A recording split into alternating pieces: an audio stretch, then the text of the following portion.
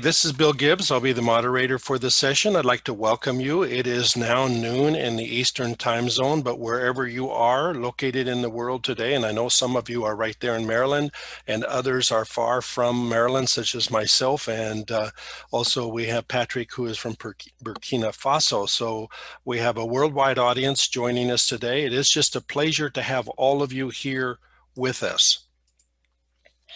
Today, our session is Stop Issuing Secure Credentials to Imposters, Identity Credentialing and Access Management, ICAM Construct, and it'll be presented by Dr. Ron Martin in just a few minutes. And I'll introduce Dr. Ron Martin to you in just a few minutes. I have a few housekeeping items that I want to cover today before we begin.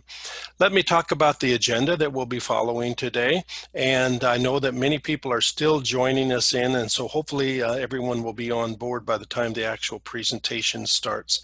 It always takes a few minutes for everyone to log into Zoom. I'm going to spend just a moment about capital. Some of you are very familiar, in fact, serve on our faculty. Others are less familiar, and I have one slide dealing with our university. Then a little bit of housekeeping, followed by a brief introduction of the presenter, and then we'll get right into the presentation. And the bulk of our time together, of course, is with the presentation. We'll allow an ample amount of time for questions and answers at the end of the presentation, and then I'll talk about our upcoming webinars through the rest of the fall and how to get a copy of the recording, the slides, and a certificate of participation if you desire one. Just a little bit about Capital Technology University, and many of you are extremely familiar with the organization, so I won't spend a great deal of time on it. We're a nonprofit, private, accredited university based in Laurel, Maryland. All of these are actually very important. First, we're nonprofit. Our focus is on our students, not trying to make a profit or supply money to shareholders. Secondly, we're private. That means we have a nimbleness and responsiveness that public universities just simply are not able to have. Third, we're accredited. We have both regional accreditation, which is the highest level of accreditation available in the United States to a university, as well as authorization from the state of Maryland. Fourth, we have been around for a long, long time, since 1927. And finally, technology is literally our middle name. Our focus, our goal, our mission is technology. This webinar is very much in keeping with that mission. Let's talk just briefly about the session pointers that I'd like you to follow today. We'll take questions throughout the presentation, and you can do questions in one of two ways. You can type them into the text chat, and that will show up for everybody. If you have a more private question, you can actually type it into the question and answer, and only the panelists will see that. That is, the presenter and the host will see those questions. But in general, most people use the chat function, and we encourage you to do so. We'll accept questions throughout the presentation, but the majority of the questions will actually be answered after the presentation is over in the formal Q&A time. Microphones and webcams are not activated for participants, and that way we'll keep the session going. This is not completely interactive except for the chat. A link to the recording and the slides will be sent to all registrants and available on our webinar's webpage, and that link to the recording and slides will be sent in the next day to everybody that registered. If you would like a participation certificate, respond to the email that I'll send with the link to the recording and the slides, and just simply request one with the name that you want us to use on the certificate. We'll be happy to do that. For those of you that are going to be watching this on demand and are not watching it live, we can send you a participation certificate as well. You just simply have to email us and request it. And of course, as always, we encourage you to let us know how we're doing. Let's talk just a little bit about our presenter and then get right into the presentation. Our presentation today is called Stop Issuing Secure Credentials to Imposters, Identity Credentialing and Access Management, ICAM Construct, and is presented by Dr. Ron Martin, CPP and CPOI. Dr. Martin is Professor of Practice, Critical Infrastructure and Industrial Control System Security and Access and Identity Management, and that is a mouthful, Ron, at Capital Technology University. He retired from the United States Army in 1999 and the U.S. government in 2011. In between his tours of federal service, he served 5 years as a civilian police officer in the Commonwealth of Virginia. During his federal service, he had the honor to serve with the U.S. Department of Health and Human Services as the Program Director for Development and Implementation of the department's Identity, Credentialing, and Access Management program. Dr. Martin earned his PhD from Capital Technology University. With that, Dr. Martin, welcome. We're honored to have you join us today, and I give control of the slides to you. Okay, well, thank you, Bill. Appreciate it. Let me see here. Let's see if I can get this going. Let's see, it's not. There we go. Like you were told, it was. This is the title of our lecture. I'd like to say this. Thank you for your time for attending this today. This presentation will be fast, but not hurried. Here is a brief look at the agenda of what we will go through today. Okay. Our communities are becoming increasingly connected. Smarter cities are evolving. So we need to maintain a high security posture within our area of existence. And I say existence because we exist in organizations, facilities, our homes, everyone. So we must maintain a high security posture. And as you can see with this slide, it's a very complex situation. And we're evolving into a more connected, smarter city, smarter world. Okay. There's a delay. There we go. One way to think through our resilience is to review the National Infrastructure Protection Plan. Now, this is for U.S. registrants. This document, it lays the foundation of how we should look at our resilience, our security from an industrial as well as an existence standpoint. Internationally, the Center for Security Studies is another source. I won't get into that. That's a whole other piece, but basically they've reviewed 25 countries and their infrastructure and security programs. These resources will ground you in your thought in terms of how you need to move forward. Come on. There we go. Okay. The main focus here is that we have a risk management framework that we work through. And I'm going to bring this up a little bit because as we look at this, the risk management framework has 3 dimensions: physical, cyber, and human. Today, we're going to be looking at one facet, that is the human perspective. And as you go across these chevrons here, this is one way of looking at how one can look at their thought. Now, as a result of the NIPP, the National Infrastructure Protection Plan, come on, I'm trying to get it to, it takes a while to say yes. Okay, come on. Oops, went too fast. Oops. There we go. All right, that's what I'm looking for. Each one of these sectors represent an industry here in the United States. Many countries around the world will use these same sector descriptions to describe the industry they want to protect. So I just want to kind of show you this. Now, when you get your slides, each one of them are hyperlinked. So if you want to go in and look at a particular one. One of the things that we do here in the United States, we have the Federal Bureau of Investigation reaches out to the commercial and general community through an organization called InfoGuard. And InfoGuard basically is a federal private collaboration organization. Here in Louisiana, where I live, I'm the North Louisiana Vice President for InfoGuard Louisiana. So what we do is we kind of look at all of these sectors and kind of localize that to where we are in Louisiana. Now, when we start looking at all of these threats to our critical infrastructure, and I think it's important before we get started into the actual credentialing piece or the human aspect, we have to understand what we're up against. All of these we're experiencing in 2020, literally. We have a worldwide pandemic. We have here in Louisiana, we were devastated by two large hurricanes.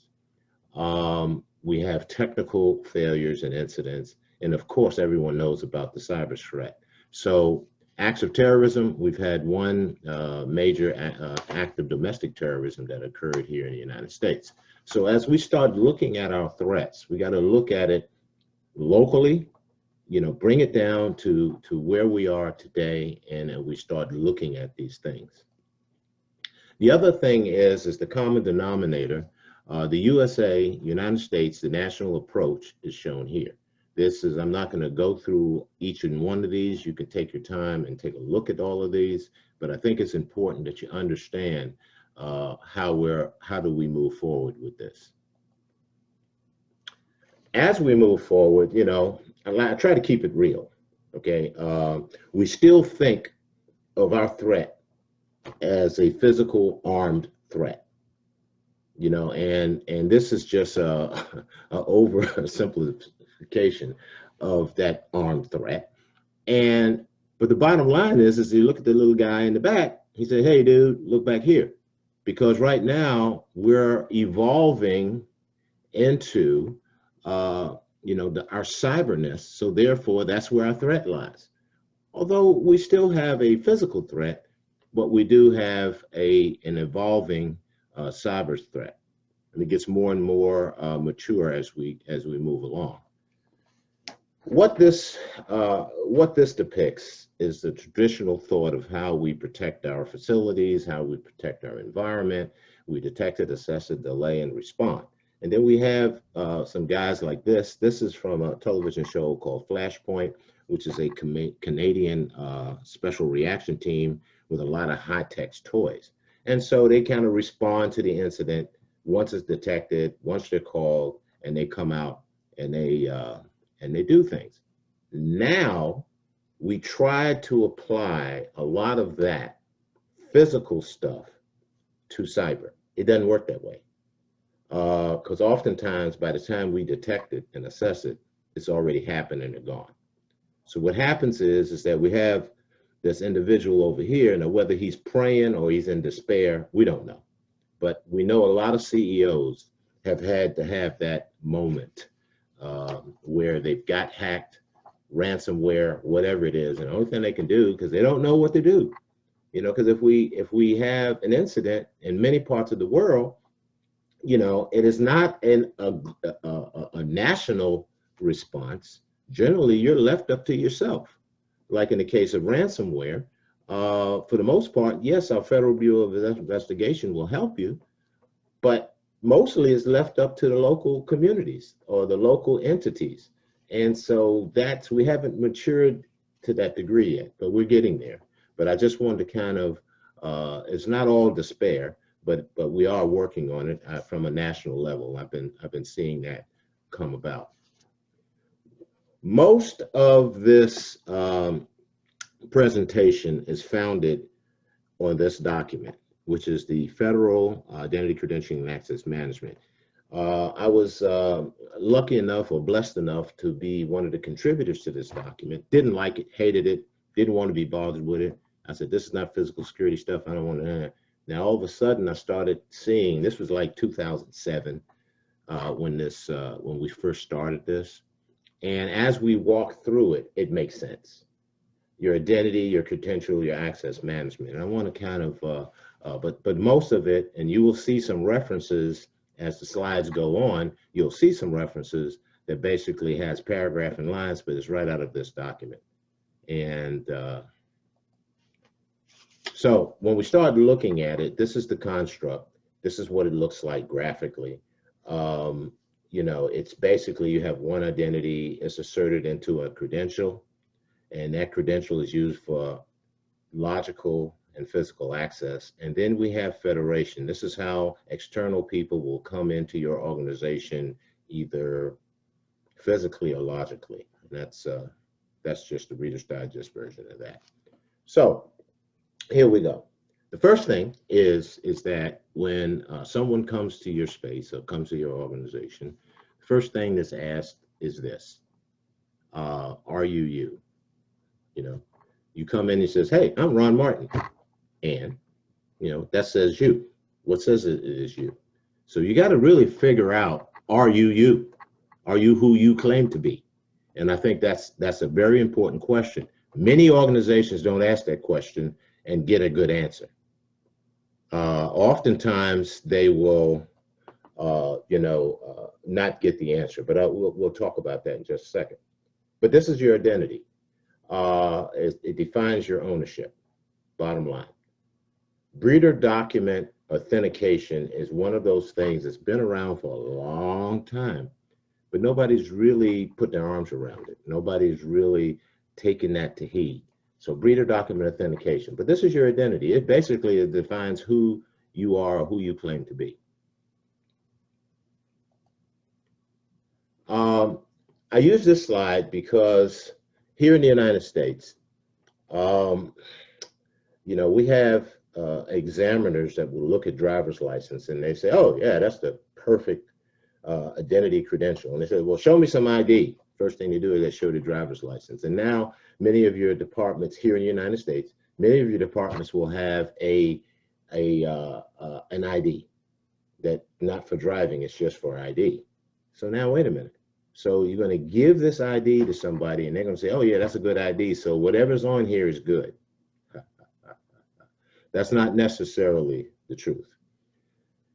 In the United States, and I'm talking about the United States right now, there are over 300 valid IDs or driver's licenses here in the United States that's in use. Well, we say, well, we only got 50 states and 56 including the territories. Well, every state will have either 5 or 6 different types of driver's licenses. You have one for, your commercial folks. You have one for your students. You have one for under 21, on and on and on. So when you multiply 5 times that, you can get a big number.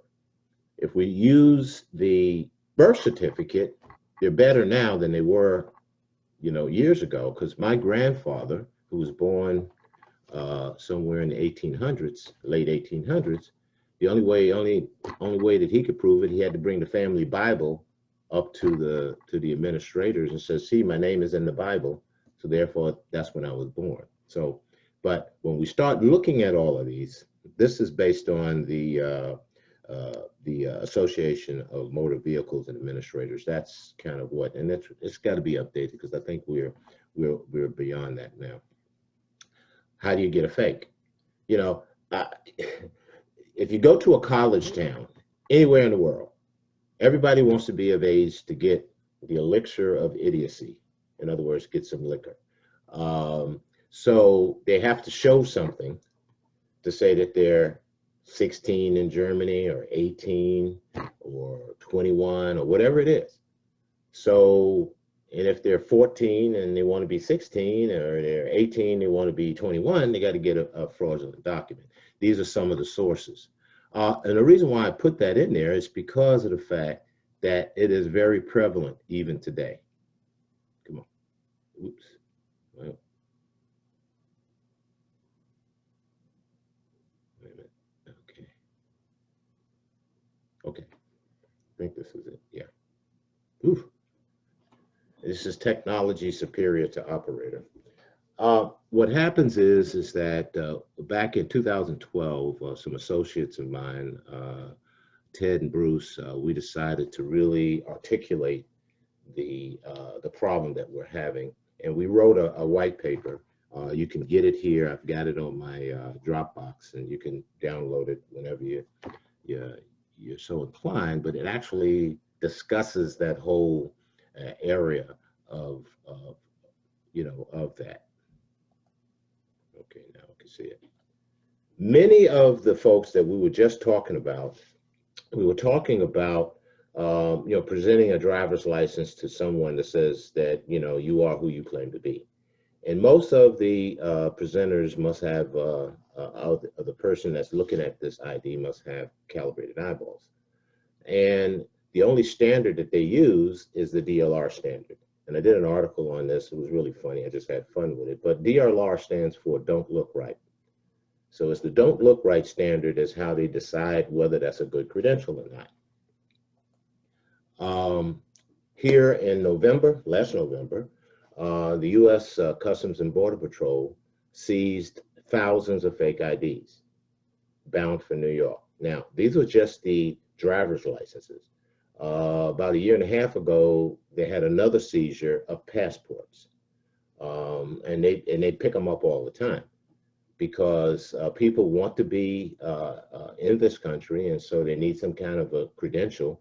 So they will go to these places, and they will get a fake ID.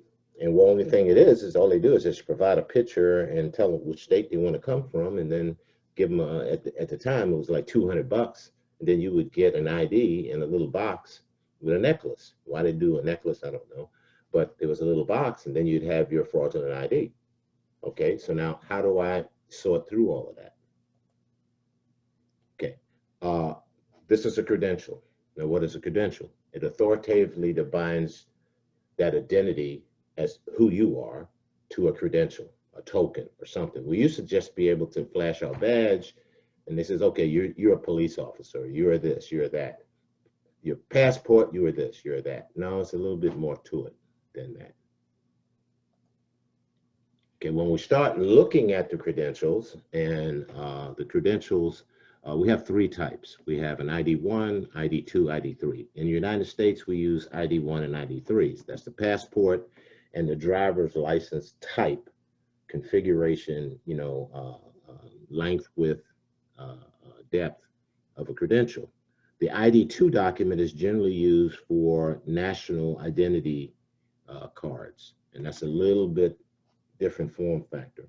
But these are the kinds of things that we will see right here. When we start looking at a driver's license, the ID1, and as you look at your driver's license, if you're here in the United States, take a look at it, and you will see there's all kinds of stuff in it. There's, you have, the characters, you have photos, imprints, microprints, all kinds of things. And it's impossible for that screener to see all of that.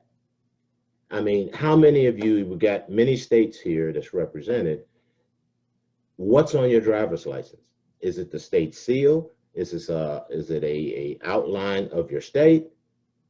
Can you read microprint? No, you can't. Can you compare the font that's on the back of your card to the printing that's on the front of your card? No, you can't. So it could be a very fraudulent card that you're playing with. Passports is the same way. This is the, we broke down a passport. There's a chip in there. Those of you who has been overseas and come back, you'll see that they'll put them in a little device to kind of check the validity of that passport. We've all seen these. Historically, I've used the bar guides. This is what we call the bar guides. They used to give us a book, and we have to look at it. And then all of a sudden, sometimes when we go to the airport, we'll have the Transportation Security Administration officers will use one of these little lights. I guess they're just looking for the ultraviolet. They're looking for something. They're not looking for a specific thing. They're just looking at, that they have something. These are for fraudulent dollars and money. When we start looking at the credentialing and access management piece, we have a whole thing that we go through. Enrollment, you have to vet the people, you credential them, and then you assign them privileges for applications to go in. But the breeder document authentication or validation is one of the most important parts.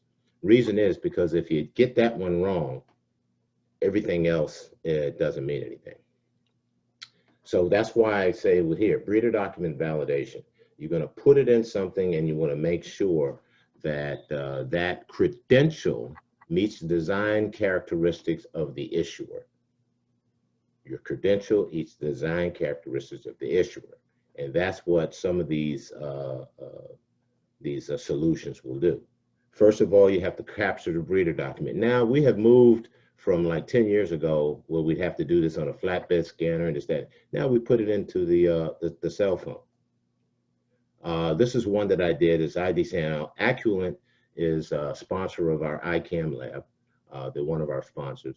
And so we do have that in our lab. And what that is, that just basically takes a picture of me. That's mine. I just zeroed out my birth date. You know, nobody needs to know how ancient I am. And it basically does a whole bunch of things. But in the coming slides, but it does work. It works right off my cell phone. Now, what happens is you take a picture of the driver's license, in this case, and you want to classify it. The next thing that you do is you want to take a picture of the person, facial recognition. And what it does, it compares the picture on the driver's license to the picture on your, that it took. Then it has, as you see here, it has a whole bunch of attributes.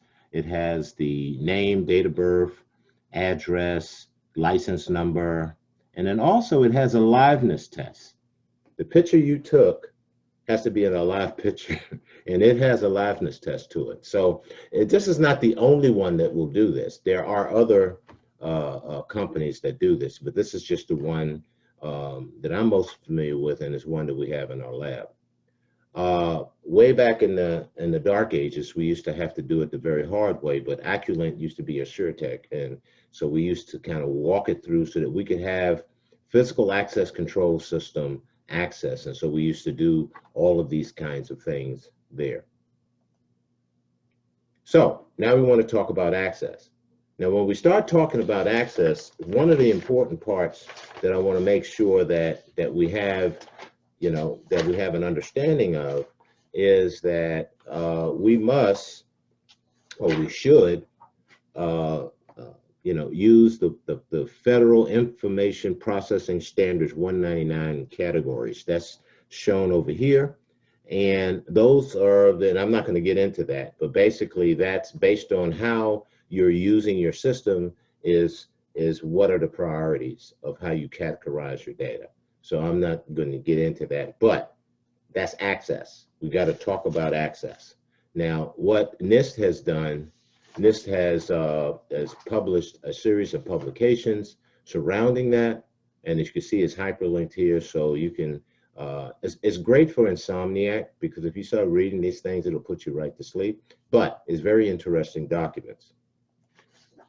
When we start looking at PIV stands for, you know, personal identification verification, and also I have the legend off here to the side, which is derived credentials. What they're doing is taking a credential that was issued to you on a card and they're putting it into your phone. That's the bottom line of what they're doing there.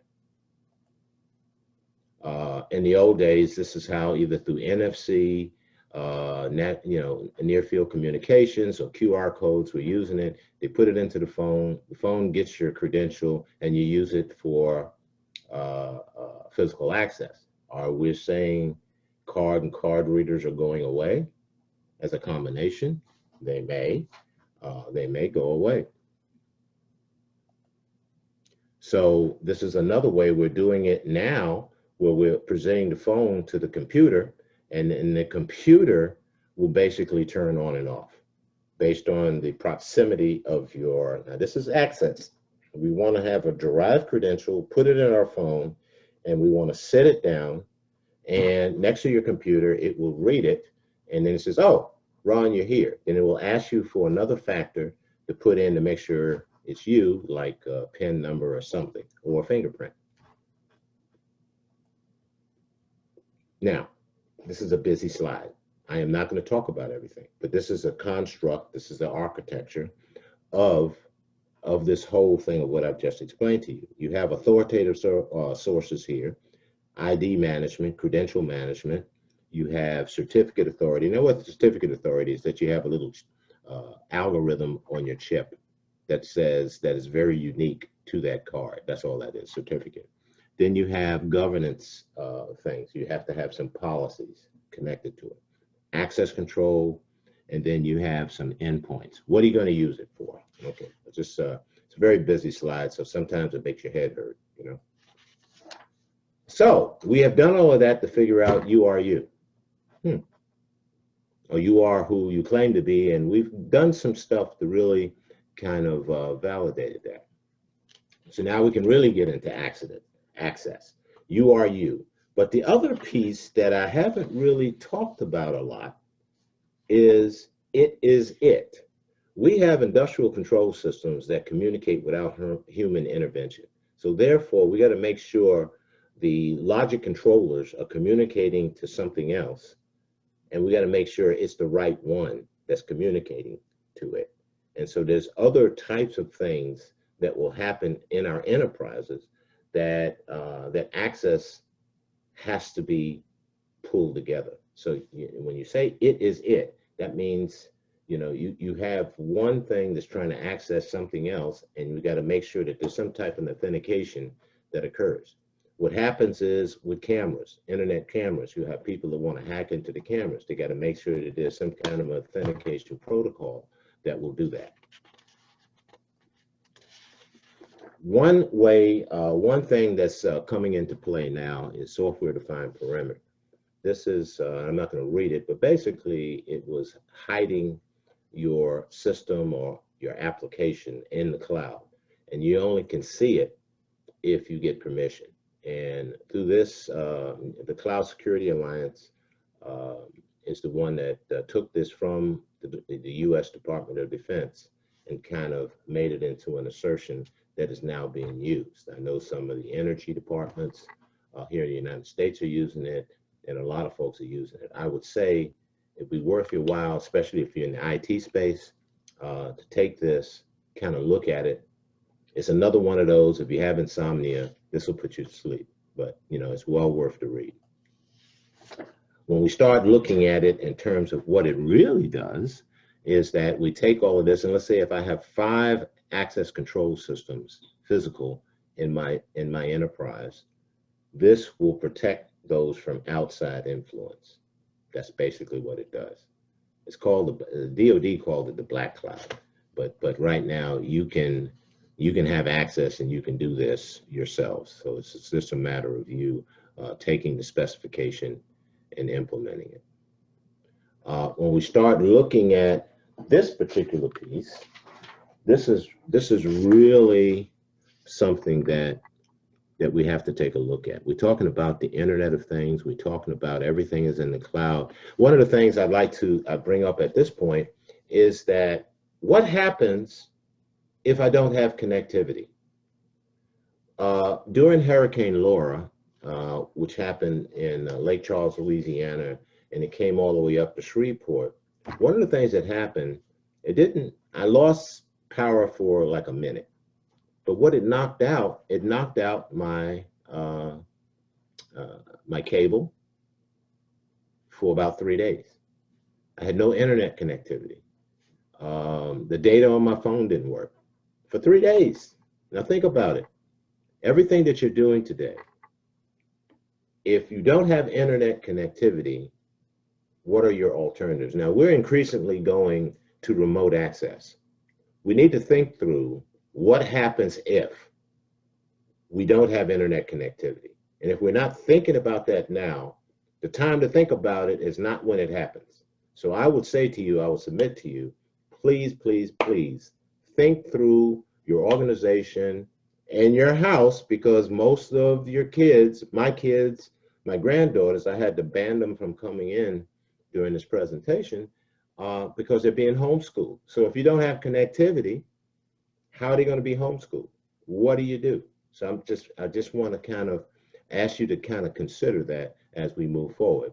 Now, this is a little graphic from another one of the sponsors from Capital called Access Smart, and they help out our students quite a bit. Multi-factor authentication. They said, well, what is that? It's something you have, something you know, something you are. And this is the way that we can defeat unauthorized access to our resources. And as we start moving into this remoteness of our access, multi-factor authentication is going to be where we're going. Now, look at this graphic. What this graphic tells us, it tells us that, you know, we're taking logical access, we're sticking cards in a computer. Physical access, we stick in a card to a card reader. Now, we're going to be looking at a cell phone or a phone. People will take cell phones to places that they don't take their badges. So the thing is, everything is resident inside of the cell phone. So I would say to you, I would submit to you, we need to take a look at that and make sure that you have some resiliency within your access protocols, both logical and physical. So you are okay.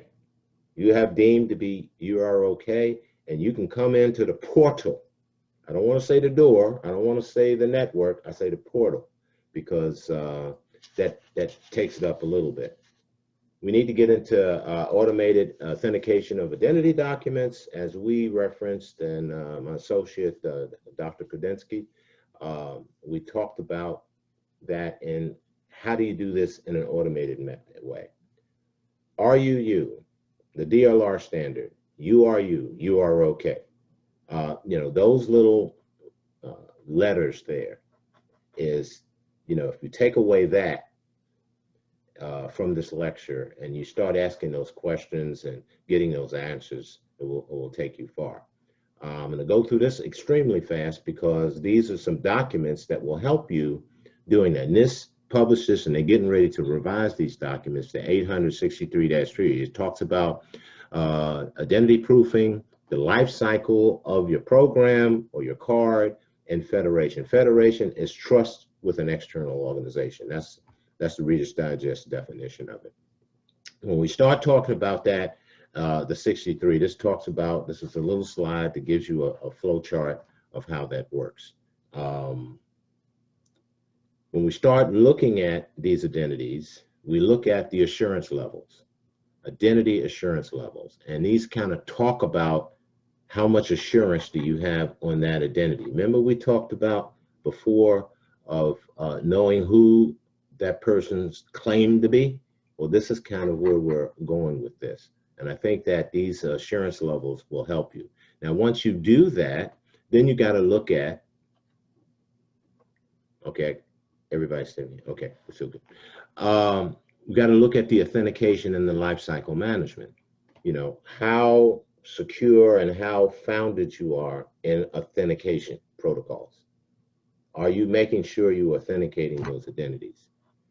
The system is authenticating your identity. So you need to take a look at all of that. And this document here will assist you with that. Federation. Like I said, federation is, you know, everybody says, oh man, I don't know what that is. Oh, I'm all confused. Federation is not a problem. It's basically the trust that you have for someone to come into your space. Think about it. And you have assurance levels for that.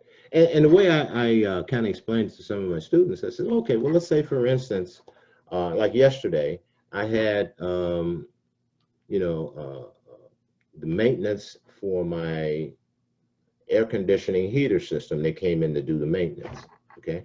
Now, how did I authenticate that that person was coming in? First of all, I made the appointment. Second of all, they called me to tell me that they were going to show up. Third, they called me to tell me who it was that was going to show up. Fourth, the person that was going to show up called me to say that he's on his way. And fifth, he showed up in a truck with the name of the company on it. So I was really assured, kind of assured, that this person was who was supposed to come in. Now, when I allowed him access into my house to check my furnaces and stuff like that, there was places that he could go and there was places that he couldn't go. Okay? He wasn't going in the master bedroom because he had no reason to go in there, so he didn't have access to that. I made sure of that. I was standing at the door. So what I'm saying is, when we say federation, you got to do some really serious privilege management activities. Privilege management activities and enforce them. Okay? So that's, I just think that's, I try to use those kind of document. So then you talk about federation again. This is another one of those documents, because if you read this one, it'll just really put you to sleep. And this is where they pull it all together, identity, authentication, and federation. So then you have a complete, and these documents are very good. So now what we've done is we kind of talked about what ICAM is. It's a consistent approach for managing, vetting, and credentialing individuals. That's what it does. It pulls it all together. When we look at the construct, this is, I show this again because this is a very, very interesting. And also what I don't talk about a lot is the auditing. Someone has to look at to make sure everything is working as it was designed. The current FICAM, this is an eye chart, but you can read it once you get it. But basically, the current one is on the website, on the the Government Services Administration website, and you can download it. But it's the same one we did in 2011, so they haven't changed it because it's still good. There's only certain parts of it that needs to be updating. How we define it? We define it as identity, credentialing, and access. We can go through all kinds of other things, but this is the bottom line. This is the essence of it. Now, here's what I see. As I kind of look at this thing, and as we look at our enterprises, this is what I see. There's two sides of this elephant. We all look at the elephant differently, and unless we're in the front and the back, then we got 4 different ways of looking at the elephant. But we're just going to do 2. And what are the 2 ways that we're looking at this elephant? We want to look at it from a physical standpoint. And one of the things I want you to kind of look at with this slide is you see what is to the right and the left that's feeding input. The identity management we talked about, the credential management we talked about, the resources that manage that, privilege management, and whatever policies that you have for your physical access control. As we move into a more, you might say, far-reaching system on physical, we got to look at the, fire alarm, or there's all kinds of other things that helps us protect ourselves physically. And so that's what we need to do with that. When we start looking at logical access control, if you notice, the same inputs are there. So therefore, if we establish our identity right, establish our credentialing right, our resources is going to manage that. Our privileges, basic logical or physical, we're going to manage that, and our policy is going to enforce that. I think that makes sense. So, to summarize, this is derived credentials. We take a credential that's been issued for your organization, and we're going to derive it and put it in another token or another form factor. It could be anything, okay? So I don't want to just say cell phone, but that's what we're doing today. But it could be some other things as we move along. I'm excited now. We have any dying questions? I think I've got to the point where we can have some questions. So if there's some questions in the chat box or whatever it is, Bill, you can help me out with that. All right. There are 2 questions that have come up, or maybe one. Can you hear me okay? All right. I'm not hearing you. Maybe somebody else is hearing you. Can everybody hear me? If you can, put it in the text chat. Okay. All right. There seems to be a problem. Hear? Well, I guess y'all can hear. I'm the one that can't hear. So let me try this. Try it now. Can you hear me now? Yeah, I got you. It's technology superior. Technology superior to operator. Okay. Got it. Right. Alan Exner has a couple different comments. One, he says what is your opinion of single sign-on architectures such as Open Athens or Shibboleth? I'm an advocate of multi-factor authentication. Single sign-on, as long as you use multi-factor to get onto the single sign-on, we're good. The problem is that we can have single sign-on, and what that does, it gets you access to a lot of stuff. To get into that first bit, you need to have some type of at least a multi-factor authentication protocol in order to get onto that single sign-on. That's one of the things that we had to do at HHS. We had to come up with an assertion for single sign-on. We had two separate things on that, but to get on, you had to do a multi-factor authentication to get into that environment. Okay, this says, Alan also comments, Capital alumnus Richard Zuschlag from the class of 1970 used ham radio and CB to keep his ambulance service communicating during Hurricane Katrina when everything else had failed.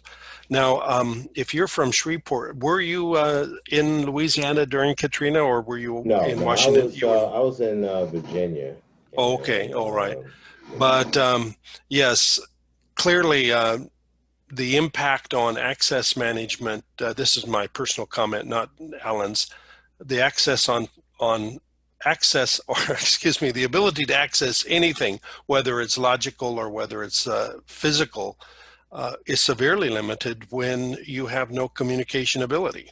Right, and the thing is if you look at Hurricane Maria in Puerto Rico, they use ham radios to communicate back and forth. In fact, there's a whole network of ham radio operators that are out there for these types of emergencies, because as long as they have some electricity, they can work.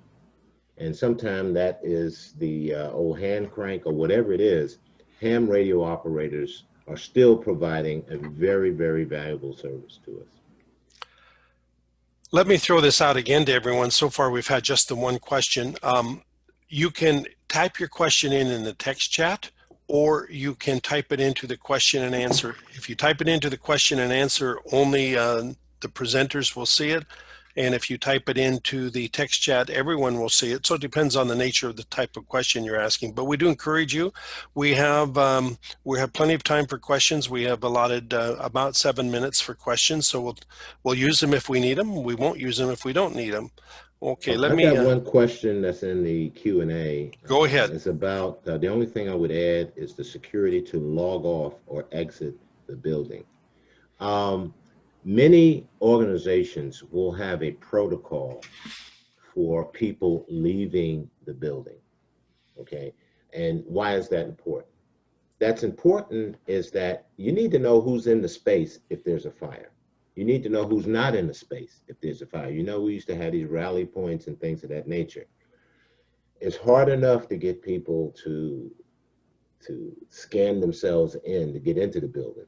When it's time for them to leave, they're going to leave every which way. Now, are they going to scan it, or are they going to do things? That's the challenge for management. We do have systems that are designed. I know one major facility in New York City has a system that will monitor and check the folks as they leave. It's most of the contractors. They just tell them, you ain't going to get paid unless you leave. So in other words, I want to see you when you come in. I want to see you when you leave. If you don't have a leaving point, that means you weren't there. So, I mean, that's kind of the protocol that they use. But you got to have that policy that will enforce, you know, that assertion. Okay. A question that Ian asks is, what future advances might we expect in this field? Well, in this field, what's going to happen is I was talking to a student yesterday, and it kind of blew my mind, that she had done a paper over in Venice that deal with brain waves. Think about that. So brain waves in some of the medical communities, but this was used for access. I said, what? He says, yes, your brain has we're going to see stuff like that. When we start getting into the vehicles and we're going to think about it, so we think it, so it is, you know, that's maybe my grandchildren, children, great-grands may see it, but I see that we're moving towards it. We're moving towards in the United States, not a national identity card, but we're going to have an identity that is nationalized. So that's where we're going. because like in Nigeria, they have a national ID card that's a smart card. Their challenge is to make sure everybody gets one. And they're going to be tying it to your medical treatment and this, that, and the other. All of these credentials, based off an identity, based off a credential, for access to benefits. Now, we're going to see more and more of that, of these single cards. They say, well, if you want the benefits, you got to get the card. It's not a national ID card, but if you want the benefits, you got to get the card. It's like, we have over in the States. So I see that we're going to be more sophisticated. Because of the pandemic, we moved into a touchless society. I don't want to touch nothing. So therefore, we'll present our phone to the elevator to get on it. We'll present our phone to the buttons to go to where we need to go. So, I mean, that's where we're going with this. So your phone, your device is going to be very paramount in what we're doing. That is a beautiful segue into Dr. Joshua Sinai's question, which is, what is the impact of the COVID-19 pandemic on access control now that employees have to demonstrate that they are tested negative? Interesting comment there, is it not? Well, yeah, and if they tested negative, and we know that that's a relative test, because some of them is not as good as others. And what does tested negative mean? Is it mean that you do have it, you have it today, and then you test again, you don't have it, then you test it again, then you do have it. So the integrity of the test is going to be the main issue. That's going to be the main issue right now, is the integrity of the test. So once we get that, but COVID-19, the pandemic, has really, really taken us to a new level. Like, for instance, and I'll say this, we do have time for it. I was talking to an associate of mine, and she runs a waste treatment plant. During the pandemic, we still went to the bathroom. And what happens after we go to the bathroom goes into a treatment plant. Well, the transportation sector could not get the chemicals to the treatment plant. So therefore, they didn't have enough chemicals to clean the poop. Let's keep it real. So therefore, what came out of that treatment plant wasn't as clean as it should be. So as a result of the pandemic, and so they had to get that fixed real fast. Well, the chemicals were like lime and other kinds of things that I can't pronounce. But when we start looking at that, and look how fragile we are and how interdependent we are on other sectors. I mentioned about the, not having connectivity. The transportation sector. What happens when the trucks stop? Like when the trucks couldn't get to the grocery stores. We say, oh yeah, well, they don't have nothing in the grocery store. Well, the trucks couldn't move. Why? Because the oil and gas industry didn't get the stuff to the trucks to put in the fuel. The manufacturers couldn't get their people to come into the plants to make the food. And the agriculture folks, as a result of natural disasters.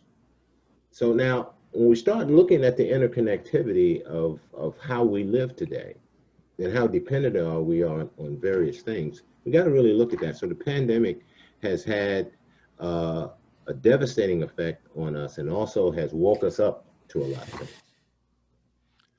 Okay. All right. Our time is done. We are going on. I'm going to move you to your next slide, and my favorite slide, I might add. Okay. And I'll let you complete your remarks, Dr. Martin, and then I will take over from there again. Right. What I say is, and I say this to a lot of students, I say this, because sometimes we have to really think through things. And, this mule was trained at an early age that they couldn't go anywhere. Let's not stifle our youth in this way. Let's put in their head to take the next step. So that's what this slide represents. It's like everything that happens or don't happen is in your head. And so you can do amazing things. You just have to think through it and think it. Thank you very much. Thank you, Dr. Martin. And just thinking about your little minion there with a few sprigs of hair on his head that makes me think of myself. So, all right, let's conclude the discussion here. Now, I wanted to let everybody know there are 2 upcoming webinars this fall. There'll be additional webinars that are happening in the spring. We'll talk about them in a later time, but I want to particularly invite you to the 2 that are coming up on November 20th with Dr. Dennis Beatty on a 360 approach to executing vulnerability management program. And on December 4th, Dr. Brad Sims, the president of Capital, who will talk about our brand new degree in professional trades administration and how we'll be accepting apprenticeship training as elective credit. It's definitely a niche, but an important one in the construction trades. We invite you to join either of those, both of those, and you can sign up if you've not done so already at our website there. Now, in addition, we actually have several different series of webinars. We have a series of webinars that are designed specifically for high school students and community college students. It's called the Cap Tech Talks Plugged In. And those are happening pretty much every week. The next one is on Friday, October 23rd. It'll be in part 3 of how to build a robot and compete your robot using a Raspberry Pi. That'll be sessions 3 and 4 on October 23rd and October 30th. And then Dr. Ian McAndrew will answer the perennial question that every child has asked every parent: why is the sky blue? Going into the physics behind the colors of the sky.